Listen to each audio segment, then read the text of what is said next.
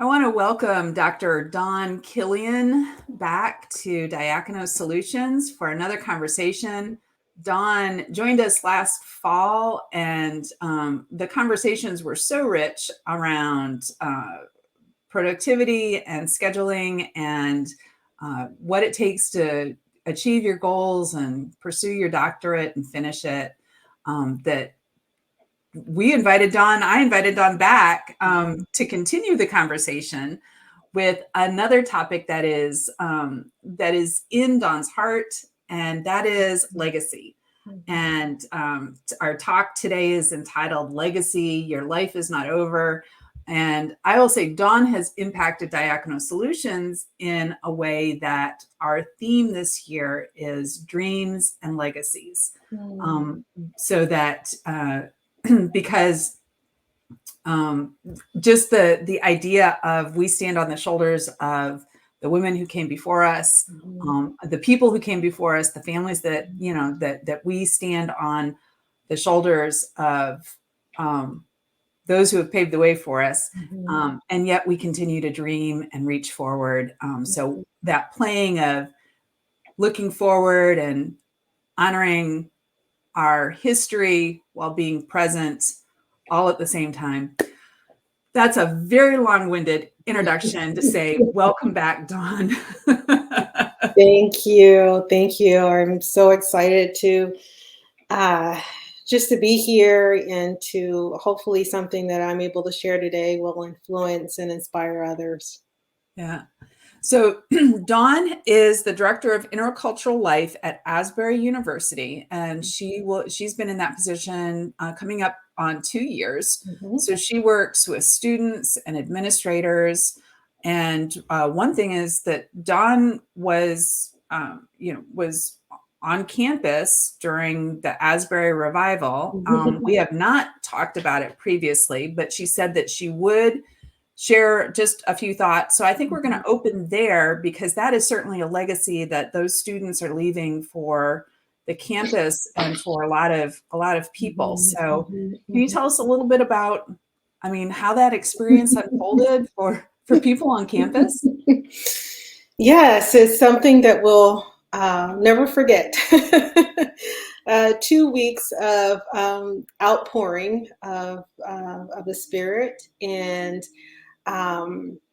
just began with students at the altar, humble before God, and I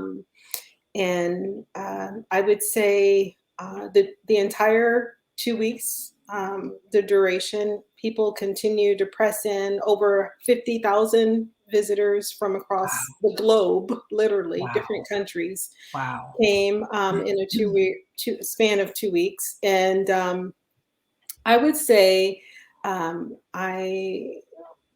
what I witnessed consistently was hunger for God. Hunger for God. And people who are looking for hope. People are looking for hope. There's a hunger. What my role was, most of the sessions, was serving as an usher.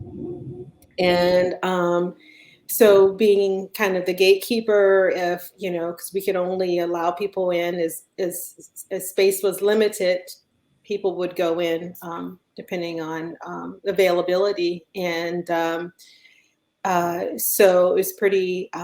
People would stand in lines, therefore, for up to 5 hours. Wow. The average wait time was about 3 hours, but there are sometimes people were in the lines where it's as much as 5 to 6 hours because the lines were so long outside the door. People stood in the rain. They stood, and some people slept overnight and put up tents out on the lawn just so they can get an early spot the next day. And it was just incredible. But people were hungry for God. And one of the most beautiful things is because of where I was standing at the door, letting people in, it was beautiful to see as people walked into the door. Oftentimes people just stood there in the presence of God as they entered in, and in awe of God's presence, and just would just weep because they Mm. just encountered God's presence. It's something that they've never experienced anything like that, that magnitude before. And what I appreciated, it wasn't about a show. It wasn't about seeing. We actually had several celebrities that were there throughout the weekend, and Mm. they were there not because they wanted to be seen or whatever. They were there to worship, and no one really cared much about them being there. They were just Wow. people. People were so hungry for God, and it was so Christ centered. It was there was no other, people were there for no other reason, was my experience. There was truly an awe of God's presence and His glory, and it was just beautiful. It was just beautiful. So how does the how does the campus go from that mountaintop experience, that, to coming down off the mountain and having to reintegrate into life? How has the campus handled that? Yeah, the transition, that was a little tricky, but our president's cabinet were meeting regularly, as well as I believe they put together a committee, just to help with that, and also in seeking, consultation with, being mindful of surrounding businesses and local law enforcers, officials, and do we have the bandwidth to keep this going? Because, we had safety check where you had to Mhm. go through, get your baggage and everything. Mhm. You had to search, make certain everyone's safe. And so you have lots of, police officers and other officials there. And so it, a- could this continue at this Mhm. point, with involving so many people, and then also ultimately we are a higher ed educate, institution, and so,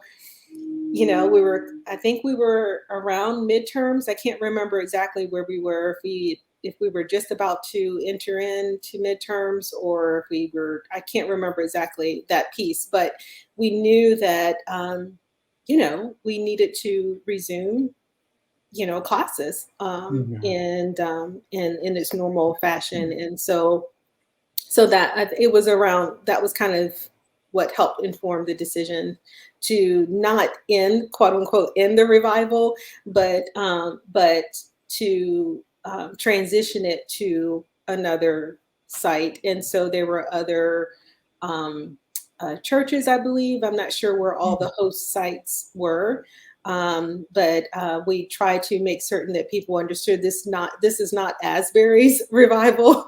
We don't own it, God.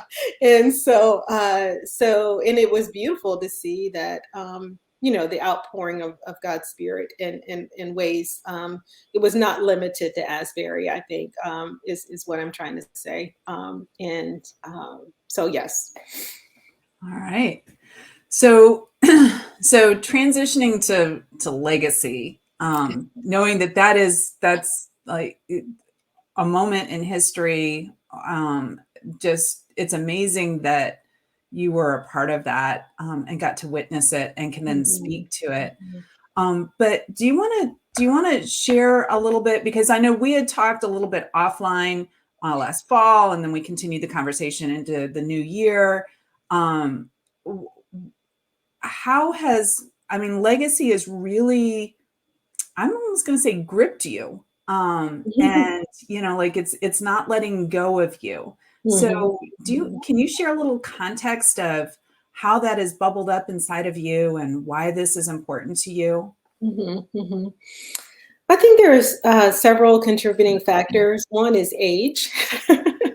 And now that I'm in my mid 50s, so I'll be 55, and at my next birthday. And I think I've been thinking a lot about that. Some of it is societal pressures, and okay, now you're 50, and now it goes downhill, and just some of it is just listening to things over the years, and um, the narratives, and so trying to think that through. Okay, what narrative am I what am I telling myself, Mm. and what are the voices, that the contributing, competing, conflicting voices, that in my own internal dialogue, and how does that influence the decisions that I make, the goals that I set for myself, the way that I see myself, or opportunities, am I creating my barriers to things Mhm. that, potentially, that for myself. And I think that's just really, how am I being impacted by society, and from the voices, that surround me. And so not so much of what other people think of me, or others, other women in their 50s, but what do I think about myself? Mm. And then ultimately, what is God saying? Might there be more? Might there be more? And am I willing um, to explore that, or have I drawn a line in the sand and said, "Well, it's been a great ride, I guess." I guess, yeah, I guess that's it. But I wanted to lean in and say, okay, I'm trusting that there's more. There's more. And so I've been really spending a lot of intentional time and prayer of, what does legacy look like? I have not had a lot of women in my ministry context, at my age. I'm now at a point where I'm in this context where women want to come to me for words of wisdom, or to be mentored, and but I don't have a lot of peers, in this similar season of life that I'm in, who I can go to. And So I find that God is saying to me, that's because I'm now wanting you to invest in others. Ah. And I want you to be intentional of what legacy are you going to leave behind? What are some ways that you can take some of your life lessons, and the good, the bad, and, Mhm. and share that with others, so that you can influence and inspire them, the next generation. So this is a different season for me that I've been in before. Wow. Wow. So so you are, excuse me, you're fully into this season now. I know that you were, last year it was beginning to work on you. So you feel that Mhm. you are fully into this So, season. mhm. So how is that shaping your, how is that shaping your, I'm going to say your spiritual life, Mhm. and not like church or not church, or going to Mhm. church, but more of how is that impacting your own private devotional time? How is that impacting how you're interacting with, um, Mhm. younger women? Mhm. I'm assuming you're speaking primarily, like younger women seeking you out, but I Mhm. mean, are young men seeking wisdom from you also? Mm. No, right now, the well, yes and no. uh, the My church has asked me to do uh, oversee some spiritual formation, Mm, ministries in our church. And so last year I did a series called Going Deeper. And so they've asked me to do that again, and which will start again this series in a few weeks. Um, then the Most of the individuals who attended the last session were females, and so I'm finding that some of the females and some of the women in that particular group, um, are have been coming to me, and have been for words of wisdom, um, and just wanting to build relationships with me. And then most recently, two women from the church have been coming to me, asking me for mentoring. mm, So it began with, because again, we've only lived in this area for 2 years. So some of it has just been getting to know me and getting to know, my life, my ministry, and so on. But now, knowing my story, but now I'm finding that some of those women are now coming to me and asking me for mentoring. So that's kind of how it began, and I've been serving as a mentor over the years for a handful of women that who I tend they continue to be my mentees. One of my mentees is I've been mentoring her for like 10 years now. Oh, wow. So I think I had kind of said, okay, here are my mentees, and and I think I wasn't expecting that there will be more. I thought this was all God was going to be giving me, and I was completely content. These are my babies, and now the Lord is just pressing upon my heart, make room for more. And so that's where. So I didn't see that coming. So it's precious. It is precious. Yeah, but this is where I am right now. Yeah. So obviously mentoring is a something that is near and dear to my heart, as I studied, when we were doing our doctorates, and the number one thing that came up was mentoring for women, especially for women in leadership, women in ministry, and we don't do it very well. We don't do it very well, or we don't know how institutionally, the church doesn't do it well. It's not set up well. I don't know if it's set up at all in seminaries. So it's like, if you happen to fall into a relationship that is good, great. But a lot of people long for some sort of mentoring relationship. They have no idea how to ask or look for, or how to even journey through a mentoring relationship. Do you, in this new season, are you finding, has mentoring changed for you? Oh, that's a good question.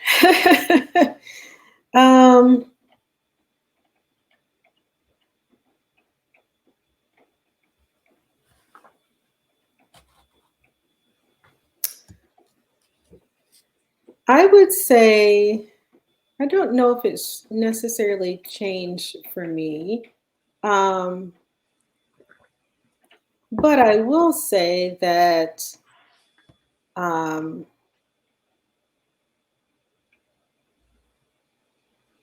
I believe I'm more vulnerable with sharing more of and then probably than I would have been, because I feel that um, that I think this generation, they're not looking for. There's books that they can pick up and read on different topics, right? But I just think it's someone, they're looking for people who are authentic, who. So I'm not afraid of showing my scars. I'm not afraid of showing, ways that I failed and mistakes and lessons that I've learned, and not only sharing things that I've done well, and my successes or accomplishments, but what are some things that that aren't going well. Right before our sessions just now, I finished meeting with someone for lunch for mentoring, and so part of our conversation was about okay, answering some of her questions. How did you navigate some of these particular similar challenges? But then I was very clear with her mistakes that I've made along the way, and so I don't know if I would have done that years ago. I have been that transparent about the mistakes that I made and ways that I failed. Um, I don't know if I would have if I had that same level of freedom that I have now. Mm. And so yeah, to be honest, yeah. Yeah. So where's that sense of freedom coming from, do you think? Mm. A lot of counseling. I No, wouldn't disagree. I wouldn't disagree. I mean, for not for you, for me as you know.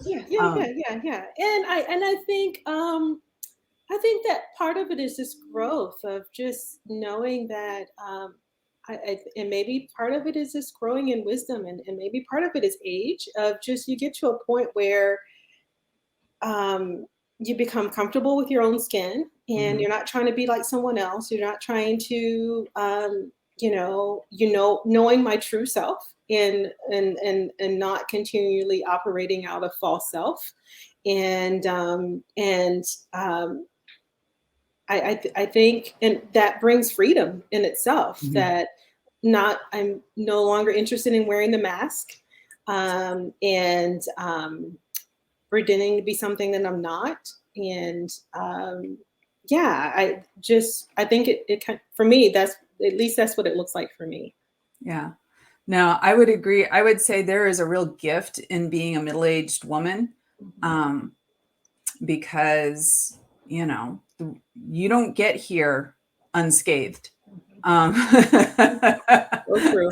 you know, and you're right. You figure out who you are, Mhm. and you figure out what's most important to you, Mhm. um, and and then having that the you know if you have children and Dawn has children, I have children, mine are a little older, but that the literal freedom of their young adults, they're caring for themselves, um, you know but also sandwiched with the caring for elderly parents, which Don and I have also discussed and shared.